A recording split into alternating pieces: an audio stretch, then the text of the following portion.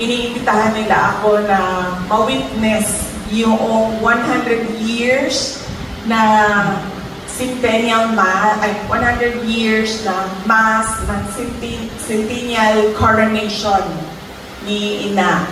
So, nandoon kami nung Friday para umattend ng misa at binisita din namin yung mga kaibigan namin doon sa Naga. Kaibigan namin simula noong 2015, 2016, 2019 at syempre yung mga kaibigan na noong 2022 na tumulong sa aming kandidatura.